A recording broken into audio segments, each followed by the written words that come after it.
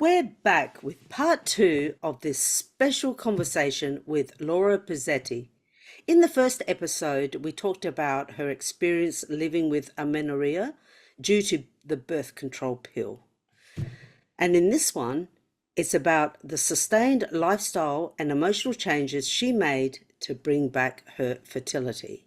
Hello and welcome to Beyond Diagnosis, a podcast to raise your awareness, decisions, and voice for alternative practices so you can take back control of your health.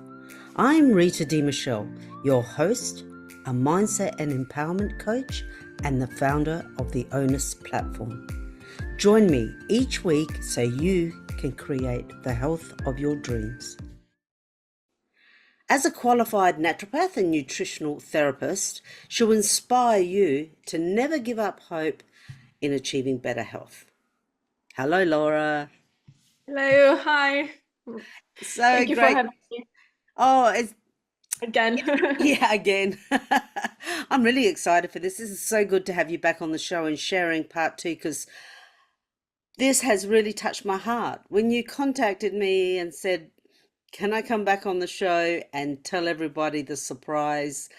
I was so keen to have you back because this is what it's all about. It's about honoring our body. Our bodies are sacred. It knows what to do, given the right circumstances, given the right ingredients and situation, and you've done that. So, Laura, just touch on a little bit about episode one, just for the people that haven't listened to episode one.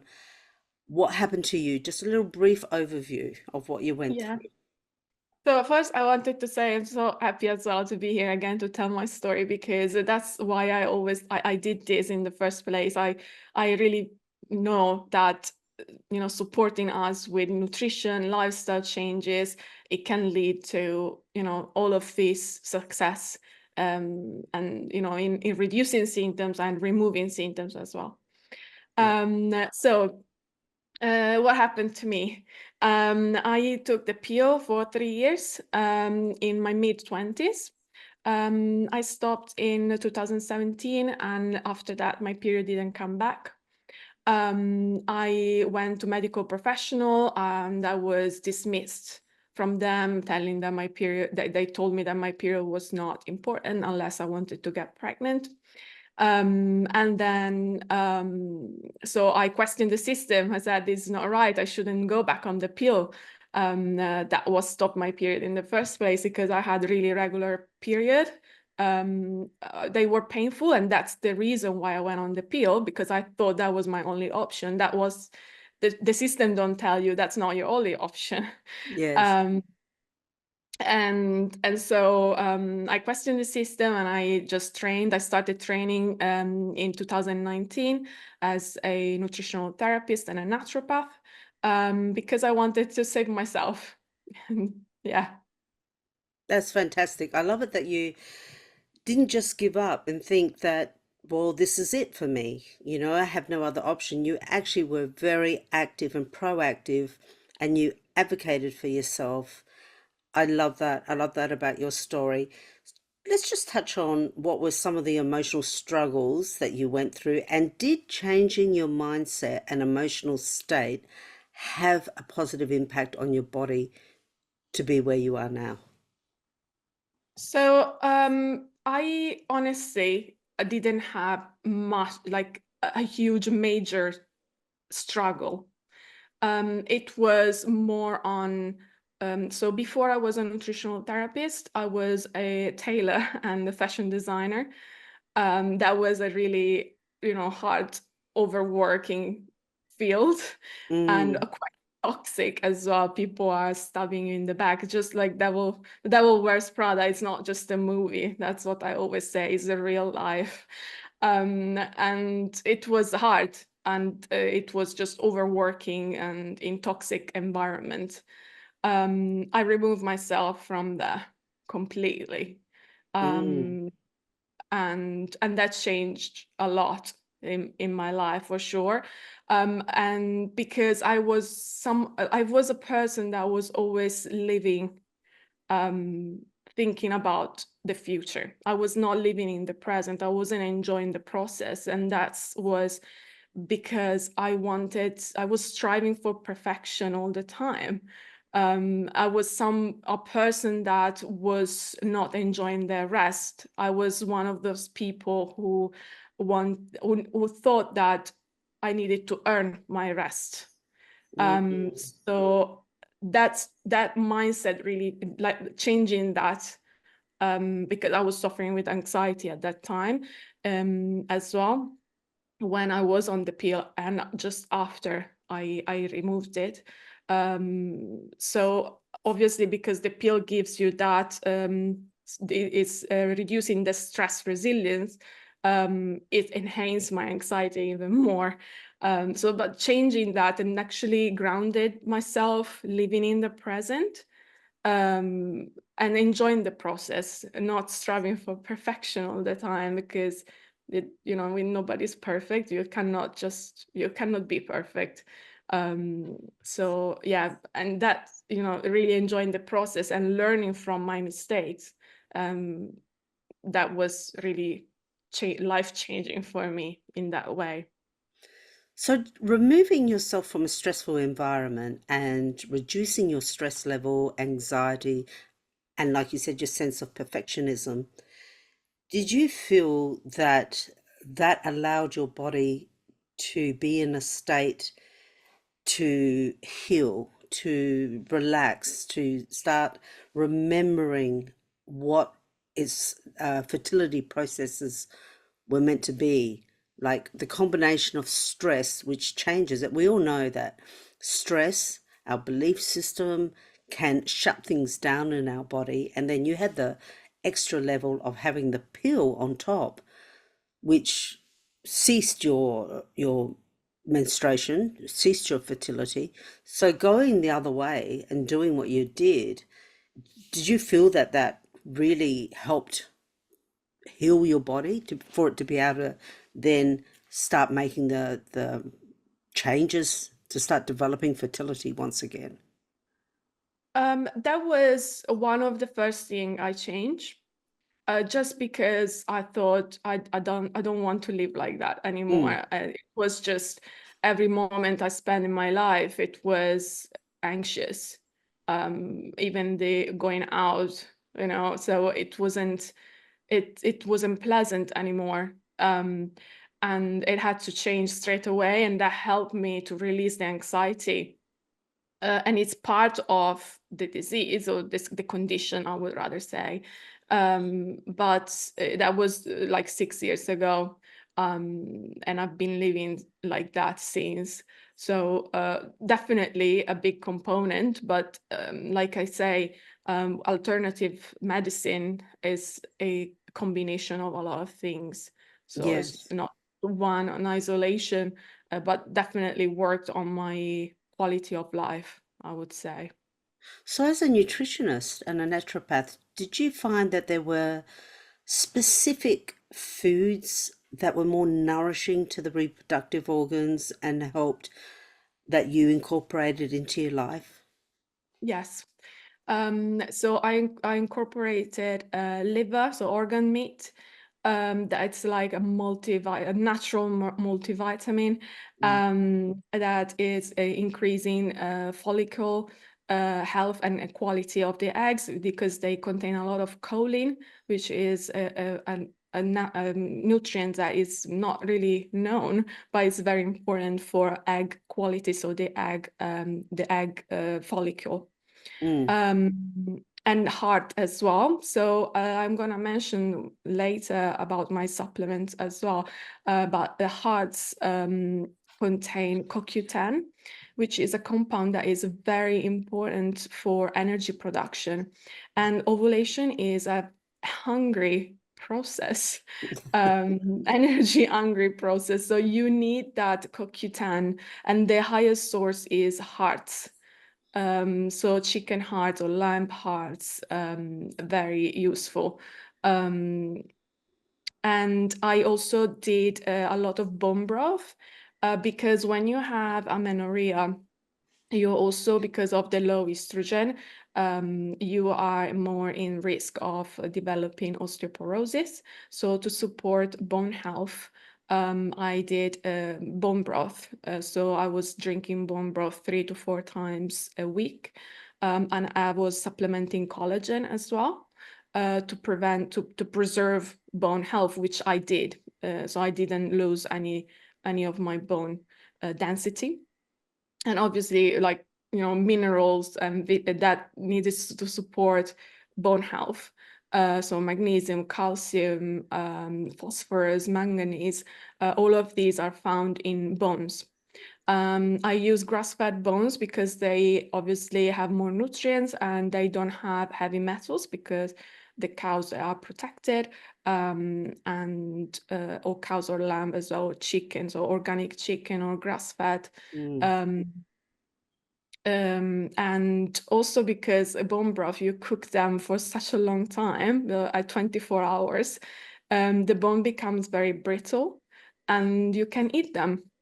And so Really? inside, yes, because inside there is bone marrow, and Oh, it's very nutritious for ovulation. So you also have collagen, you have glycine that also support gut health and sleep. So yeah, and if they're not so brittle, some of them they're really thick bones, you can blend them because they're still a bit softer. You can blend them in, hummus dips or soups. Yeah, so it's a really great, really great, thing to do as well.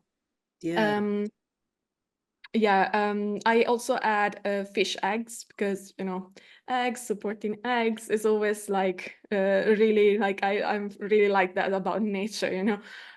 Fish eggs also contain a lot of choline and magnesium, again for bone health. Um, and so also like oily fish because omega-3 also support follicle development. I up my vitamin D, so going out often, depending on which side of the world you are. I'm in England, so the sun is not an option sometimes, so we need to supplement with vitamin D. But I had it really high to 160 nanomolar per liter.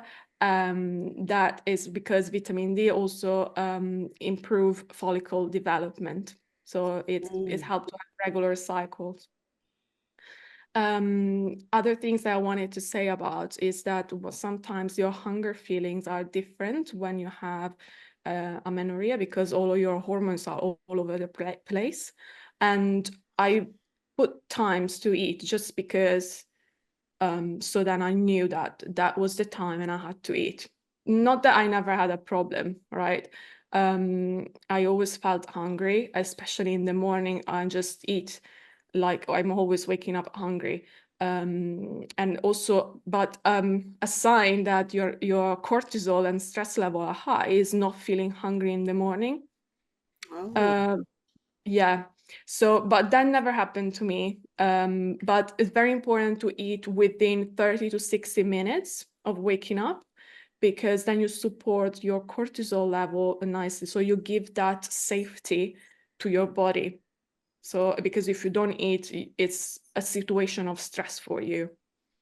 Okay, mm, so eating in the morning straight away, even if it's like if you're not hungry, you still need to get used to it. Um, Even like a small snack and then having a bigger breakfast later, just to give you that safety when you're waking up. Because what most people tend to do is having a coffee at empty stomach, and that is a stimulant, and that would increase cortisol even higher. mm, So yeah, giving me that time was very useful. I would suggest snacking as well for amenorrhea, just because it's important to hit those calories. I was on 2,500 calories a day. So I increased my calories because my body needed that safety. So if you can't reach those amount of calories in 3 meals, then snacking can be helpful in that. I wasn't because I just had my big 3 meals, and I was happy like that. But yeah, for some people that struggle, because amenorrhea could be also a sign of an eating disorder.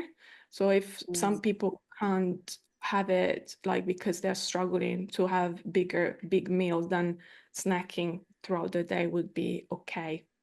And what sort of, to help people understand what supports them, because it sounds like you're eating to really honor and support the natural rhythm of your body.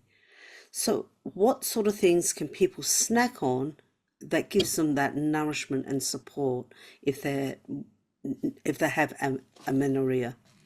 Yeah. So there is low nothing in amenorrhea. Okay, there is no low fat, low protein, low nothing. Everything is high, and weight gain is a part of the healing as well. So snacking could be, so really, I see a lot of other, and it was not my case, but I see women with amenorrhea having low fat because we are being told to be scared of fat, which it's not, because fat are crucial for hormone production. Hormone comes from cholesterol. So things like avocado on a sourdough could be a great snack. So always pair fat, carbs, and protein within your snack. So avocado with some, even like some anchovies on top to get some protein in there, or some hemp seed as well on sourdough. There are some nice protein bars, not too processed, obviously. Yeah. But there are some like beef jerkies as well that contain a lot of protein. Mm. They're quite natural because it's just beef and salt. Yes. Um, we can have a chia pudding with almond butter, some yogurt with berries, adding some protein powder in, as well to get more calories and more protein. Other things, it could be like even, we can have even a little slice of chicken with a potato. It Mm. doesn't have to be a snack, like It can the be a typical mini meal, snack. like a mini meal, Exactly. like just, Exactly. yeah, Yeah. a little Yeah. taste. Yeah, Yeah, exactly. the great suggestions. And now I'll circle back to when you said, because we're going to move on to whether you took any supplements to support yourself. Yeah. But we're going to go back to the start where you said liver and heart. Like most people will run for the hills when you say eat offal. Most people won't eat offal. And we know Yeah. offal is very nutritious, especially liver, the Yes. iron, the amino acids, the B vitamins, etc. So for people who just cannot do that, you know, what supplements did you take? So I didn't take a supplement for the liver because I eat liver. You live, yes, I eat and I love it. I can't stay without. I love it Um, too. yeah, absolutely. But I have a lot of clients that don't eat offal, and I have a lot of great solution, and they were all really happy with them, and they incorporate them as food. Because taking supplement, you need to take 6 capsules a day, and Mm, it's not exactly easy, and also it's because it's not going to be your only supplement that you're going to take. So potentially I would prefer that with food. Also food is more synergistic, so it's better for your body. yes. um, so what I did with them is either you can mix them with mince so you don't feel the taste. You mix them with mince and spice so you Oh, just feel like mince like mince beef, meat. like, Ah, yeah, beef mince or lamb mince. So then you mix them and you don't feel the taste so much. Or I have a liver bread as well. So you mix that with some flour and you don't feel the taste of liver. It's not like a meatloaf, it's more like bread. So you mix that oh, with flour and it becomes bready like. that one I have never heard. That's unique. So Yeah, it's like bread made with liver. minced liver. Yes, so you blend it with the flour, eggs, and it becomes a bit bready. Like, obviously it's not going to be like the bread that you think of, like a Yeah. sourdough bread, but it's still, a good option to get your liver into your life.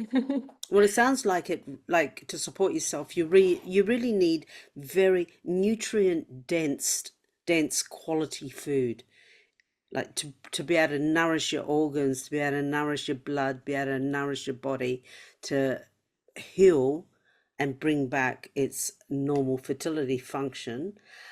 What else did you do within your like lifestyle sort of changes? Did you incorporate much did exercise help? Did um meditation or yoga or anything like that? Did anything like that help you? So the major thing that I did, and I think that was one of the things that really brought my period back, was stop exercising. I Oh. love, yeah, I love exercise. I didn't do it for striving for a physique or anything like that. I loved weight training. I was just doing weight training. Nobody can convince me to go running, but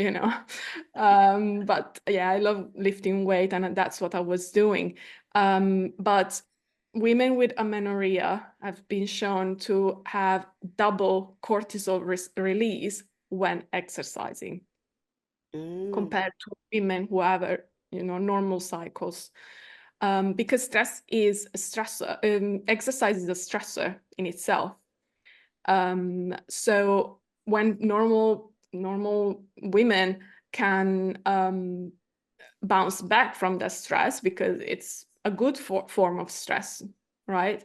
When you always already depleted and you have a mm. cortisol release that is double, then it's not so good anymore.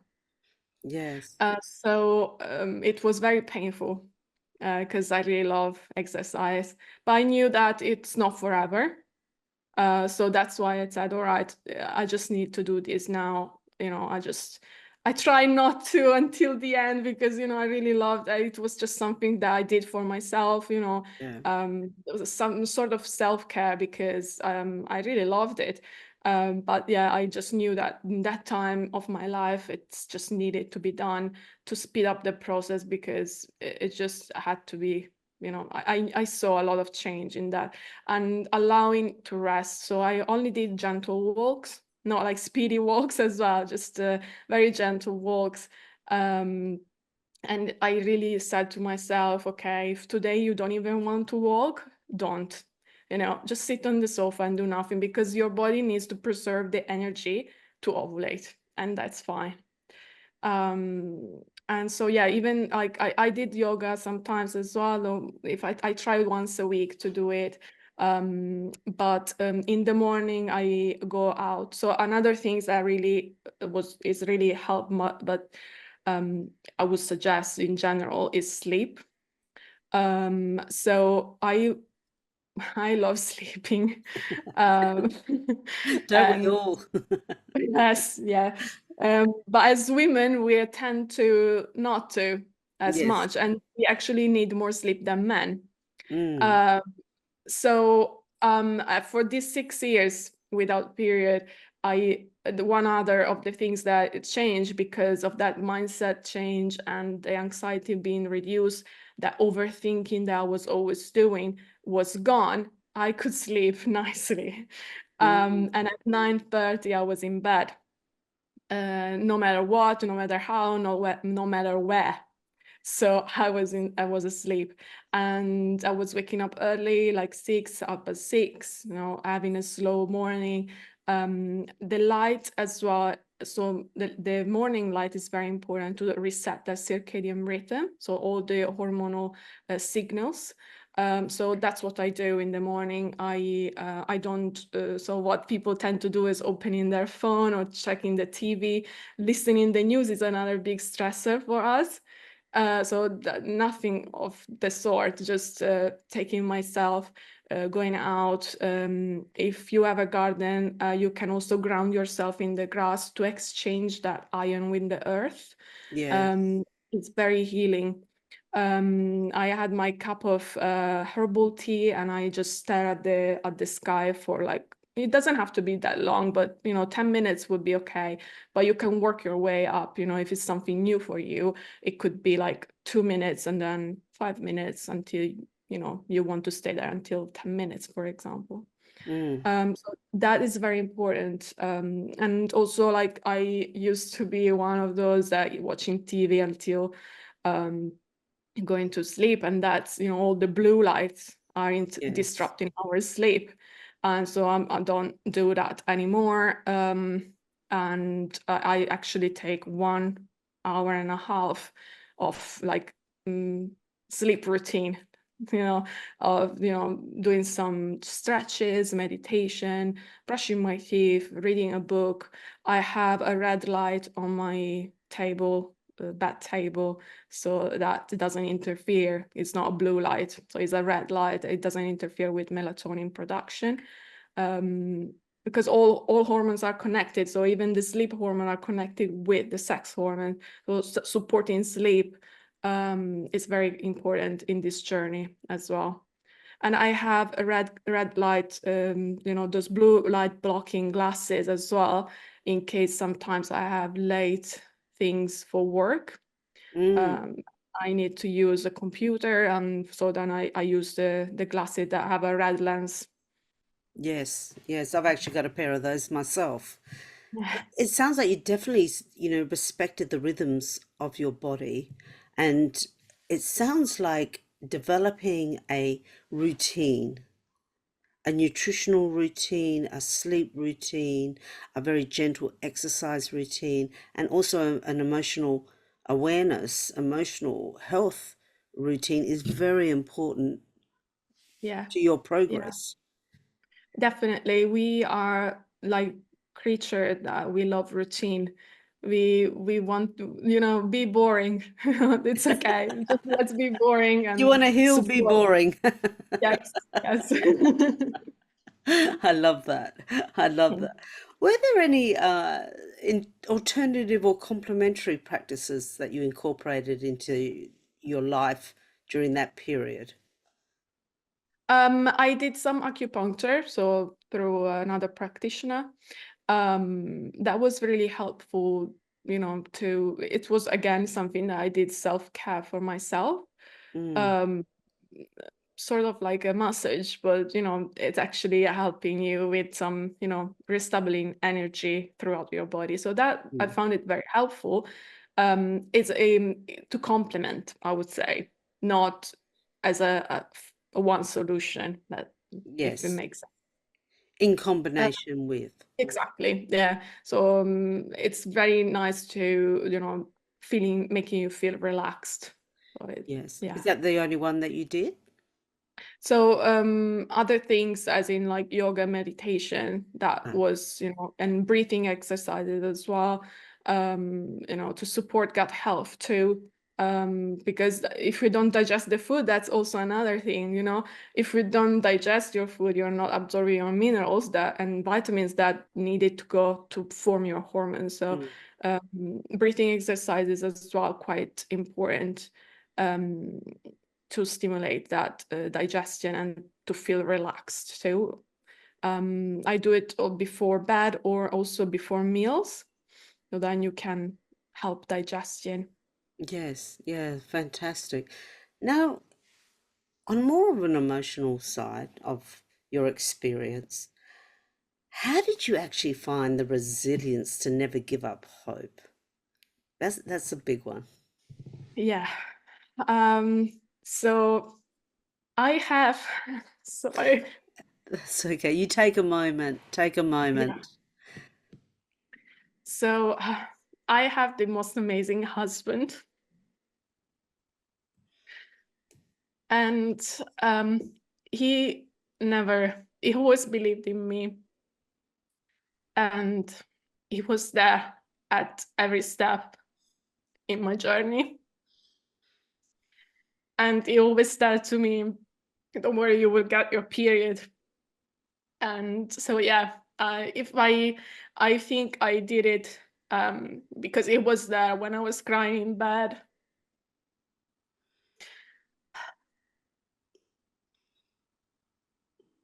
Are you okay? Do you need Yeah. to stop for a minute? No, no, it's Okay. okay. And yeah, so yeah, he I had a lot of symptoms like I was losing my hair. We couldn't have intercourse because of the pain. So he always been there, and he is exceptional. So yeah, he was always there, and I think he was the biggest part of me finding the courage to keep going as well. And he always told me that I could do it. So that's why I never seek any other help, because it's okay that even when I didn't know, I didn't have the knowledge to do it myself because I was still training. He said to me, just you can do it yourself. Um, and yeah, so he always supported me in that way and believed in me. And so, yeah, He sounds that, like an exceptional human being. yes. To be there and support you and encourage you and to honor you is so beautiful. You're very, Yeah, very lucky, and I can see the love just pouring out of your eyes as tears for him and for yes, yourself. I mean, you have to congratulate yourself because you didn't just go, oh, well, this is my lot in life. I can't have yeah, kids, I'll just go off and, party or whatever. You stayed the course and you really honored your body. And I think that's amazing. So I hope yeah. this doesn't make you cry too much, but what does it feel like now to have the choice if you want to have a family? Because you didn't have that choice whilst you're going through this for 6 years. Yeah. It's actually like I I would like to have a family and kids. Um, it's a relief that I know that I could have kids.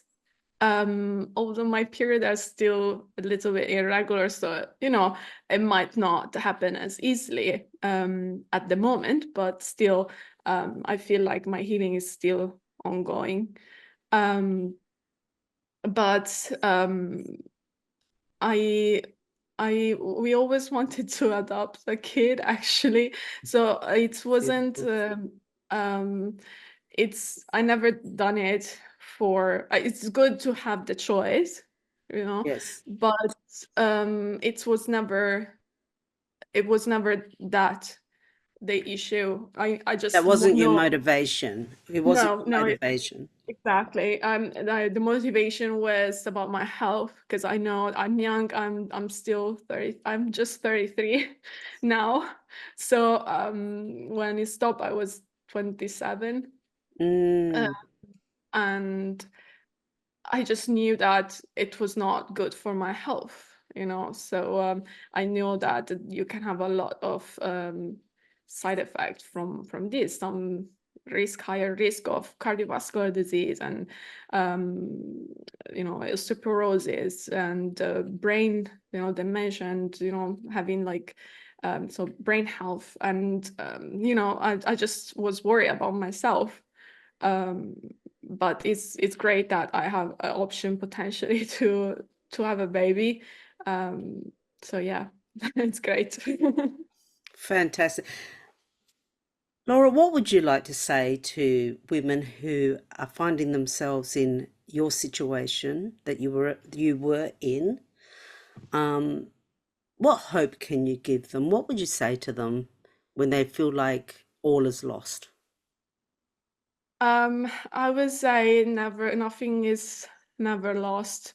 There is always a solution. There is always something you can do. If you don't want to become a practitioner like I did, you should really go into hand of people that understand and can find this, you can find the support from them, and they can actually sort of giving you that relief of not thinking about what you have to do, because that's also try to find what you have to do is very stressful. So Mhm. saying, like, finding a practitioner that is knowledgeable and can help you to at least relieve that stress, and say that you are in good hands and you feel safe with that practitioner, it's something really good already. And obviously I would really seek to remove yourself from toxic situation, whatever it is, if it's work, if it's in your family. So support, like surround yourself with love. It's important for the healing, with people that understand you and encourage you. Yeah, that's the one of the things that helped me a lot. So yeah, so surrounded by love is important. Beautiful.